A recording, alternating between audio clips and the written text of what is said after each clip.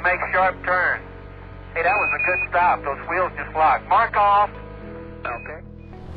There's this perception that since the moon's closer, it's also easier to practice on than Mars. But in a lot of ways that's not true. The moon has less gravity and more extreme temperatures, so it could be argued that we should go to Mars first to practice for the moon. In either case, there aren't many similarities between the moon and Mars, so practicing on one doesn't necessarily mean you'll be ready for the other.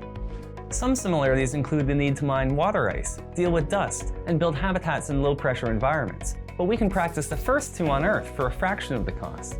Testing habitat construction on the moon would be useful, as the short signal delay to the moon allows for the convenient control of robotics from Earth. And with the Earth only 3 days away, life support testing on the moon would be safer than on Mars, but only slightly. If your rocket explodes or habitat suddenly depressurizes, it won't make much difference whether rescue is days or months away.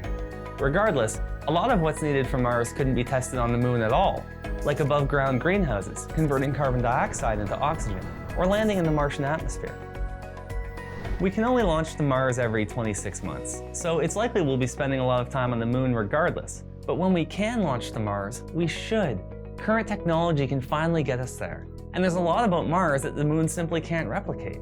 The moon has a lot of its own unique advantages too, that we'll be discussing later on in the video. Not the least of which is its access to an abundance of solar energy. Let's talk about that next. Thanks for watching. Here's the next part in the Moon vs. Mars series, or you can find the full-length video in the description below.